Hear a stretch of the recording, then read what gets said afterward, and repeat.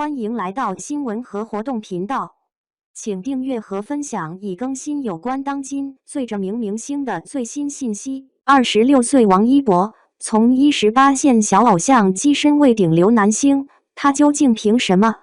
热烈主打一个青春、励志、热血。主演陈硕找顶流小鲜肉王一博出演，无疑是一个聪明而又冒险的举动。说他冒险，是因为有鹿晗的前车之鉴。谁还记得2019年《上海堡垒》这部电影吗？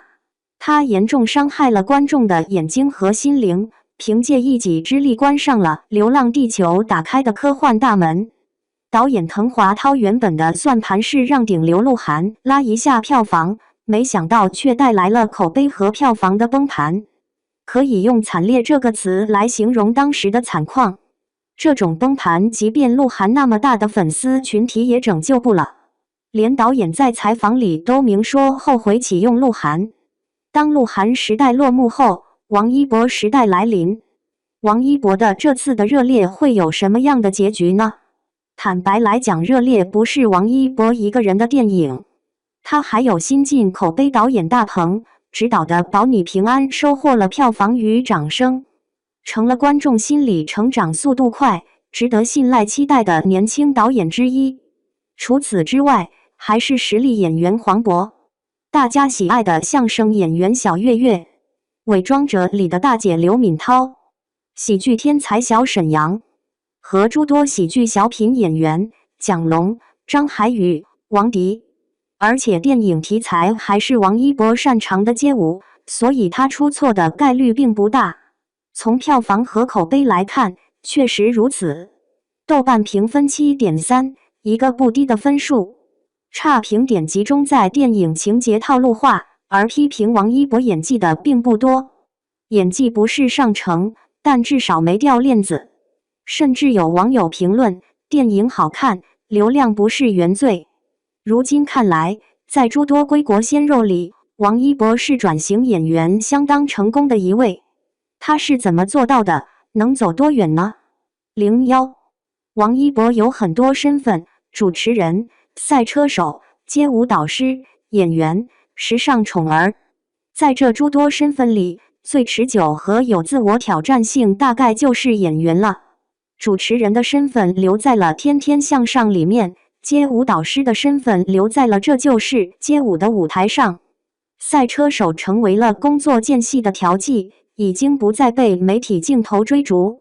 别看王一博现在是炙手可热的明星，但刚回国的时候只是一个没有知名度的男团成员，脸上有点婴儿肥，也不如现在健壮，单论形象来说，算得上是娘炮。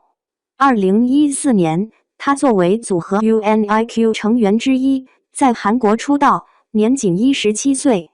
这里埋下了一个伏笔。王一博13岁就离开家去韩国当练习生，整天的任务就是高强度的学习跳舞。年纪这么小就在异国他乡打拼，而本身又是一个害羞的性格，基本上可以确定一些信息：文化程度不高，能吃苦，有舞蹈这个技能傍身。果然这些在后来都成了他不可磨灭的标签。面容清秀，配了个黄头发，被粉丝称为白牡丹，虽然是爱称，但是听着很奇怪。组合推出后并没有大火，有点查无此人的意思，所以很快成员就各自发展了。其中，王一博是发展最好的一个，因为他绑上了老牌综艺《天天向上》，成为常驻主持人之一。但是他也不是直接就当上主持人的。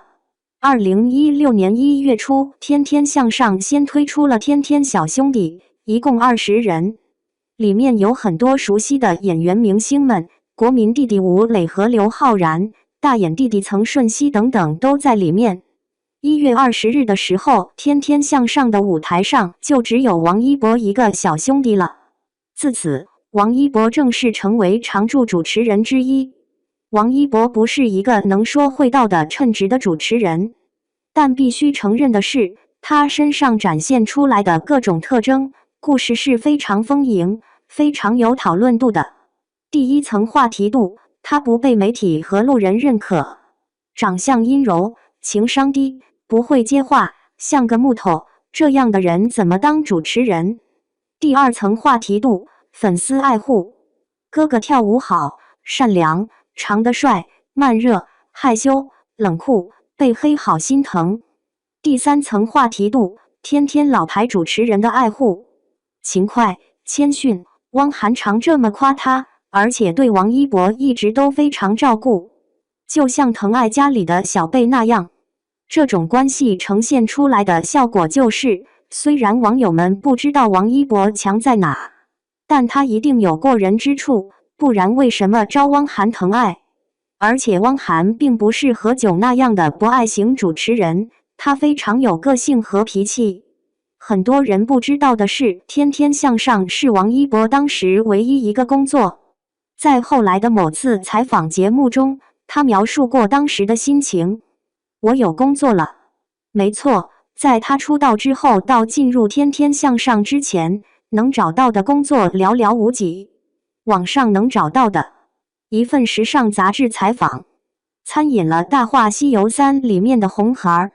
在节目里，几位主持人常常把王一博往台前拉，一博来一个，我们一博也会。通过《天天向上》这个节目，更多的人认识了王一博。在诸多男明星里，他当时顶多算小伙，人长得帅，会跳舞，有点酷，有点羞，很招女孩子喜欢。演过几部反响平平的电视剧，比如《人间至味是清欢》陪你到世界之巅。真正的大火要等到2019年《陈情令》的播出，王一博和肖战一举成为年轻男星中的顶流。《陈情令》到底有多火呢？光是豆瓣评论就是170多万，国产剧首次入围全球热度 Top 50电视剧。王一博的微博粉丝量从1500万翻到了3000多万，微博话题的累计阅读量达到了850亿。陈情令火，与伪装者、甄嬛传、琅琊榜这类的剧在群众口碑上比不了，而且它还是个耽美剧，可想而知受众有多狭窄。所以王一博火了，但伴随着讨厌和偏见也会来临。喜欢他的人是真喜欢，讨厌的也是真讨厌。在更大范围的观众认知里，王一博就是个小鲜肉，距离演员这个身份还很远。02陈情令爆火之后，王一博开始忙碌起来了，连上了几季的大热综艺《这就是街舞》，接了和赵丽颖合作的有匪。不可否认的是，他在《这就是街舞》里面魅力很大，舞蹈是他最熟悉的一个领域，这个东西他是真懂，甚至可以这么说，街舞的他唯一懂的东西。在这个节目上，人也开朗了，话也多了，朋友也交了，看到真正的街舞大神，面部表情都丰富了，和平常那个话少木讷的样子判若两人。人一旦红了，干什么都红。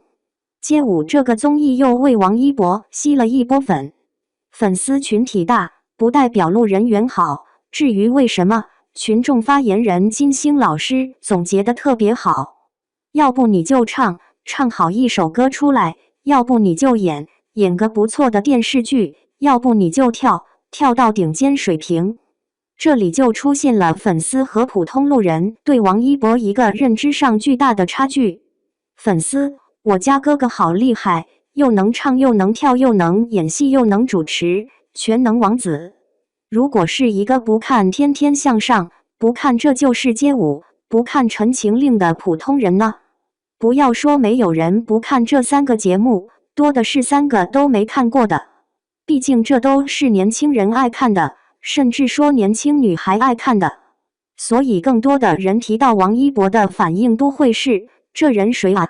他是干什么的？对啊，王一博到底是干什么的？03要一辈子靠着那些女孩粉丝活吗？然后谈个恋爱立刻被打入悬崖之下。王一博本人很显然也知道自己存在这个问题。这2年，他不断加深演员这个身份，出演了不少作品，而且都是和戏骨、优秀导演合作。在题材上，他也做出了一些变化，其中一个就是不演偶像剧了。有匪算是他演的最后一个偶像剧，在这之后就没有。单纯这个举动也很聪明。现在来看，他的路子有点像欧豪，往硬汉、正能量小生方面走了。影视作品拍这种类型的，官方宣传合作也都是国家、社会层面的。电视剧方面，他出演了《冰与火》，和陈晓、王劲松、刘奕君合作。这部片子的评分不错，主打一个打击犯罪，王一博的表现无功无过。导演、编剧、演员基本设置稳了，就没有大问题。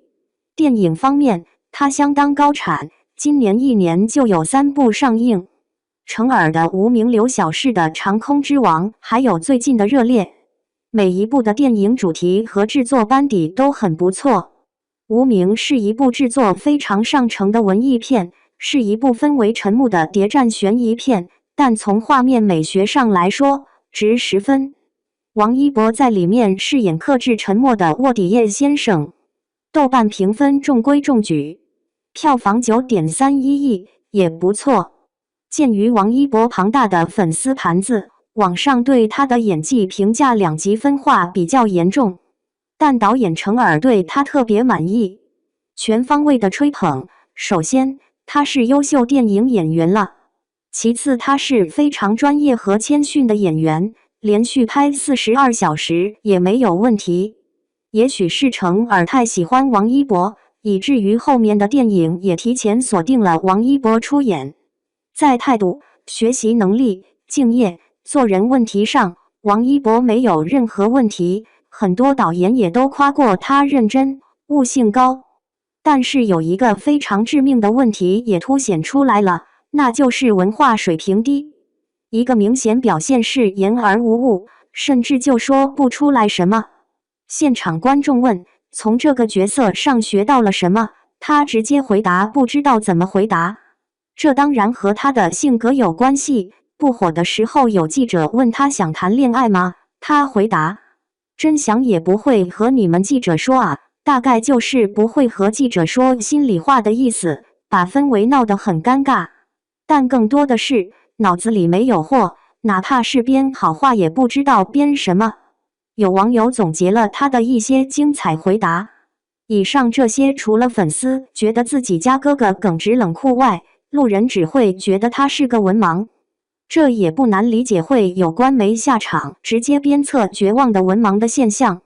到了长空之王时也是一样的问题，导演夸，演员夸，粉丝夸。从花絮来看，确实很敬业很认真，官媒也下场夸。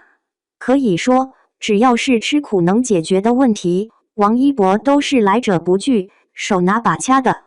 可是还是那个问题，没有文化。这个问题到了电影《热烈》这里被消解了。大鹏刻意的把电影文戏给了黄渤，把武戏给了王一博。就像他自己说的，这部电影是先确定的王一博，后确定的其他。陈硕这个角色就是王一博量身定做的，不需要说太多话，跳舞就可以。角色的经历和王一博的经历高度重合，所以影片的最终结果也不错。只拍武戏，少拍文戏，这当然可以成为王一博接戏的策略，但这一定不是长远之计。坦白讲，如果他的综艺都看过的话，比如这就是街舞极限青春，那看他的电影是很难入戏的。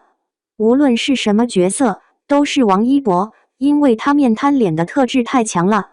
他角色的沉默、努力和他本人在采访综艺主持中体现的差别并不大。而演员非常重要的一点就是感受力和情绪的表达力。朱一龙一段采访对王一博来说特别有借鉴意义。记者问他怎么提升演技，他说他根本不着急演技的事情，着急的是文化水平。表演到最后是理解问题。郝蕾也说过，你书都读不懂，怎么能读懂剧本呢？读不懂剧本，怎么呈现那些复杂的人物内心呢？周迅的文化水平也不高，但是他有惊人的感受能力、共情能力、理解能力。角色演完很久，说到动情之处，依然忍不住流泪哽咽。好的演员说到自己的角色时，好像在说一个认识很久的老朋友，而不是冷淡地说这个问题没有意义。王一博的爆火有一种偶然，一开始谁也没有对《陈情令》抱有太大的期望，但命运把红推到王一博面前的时候，他把握住了。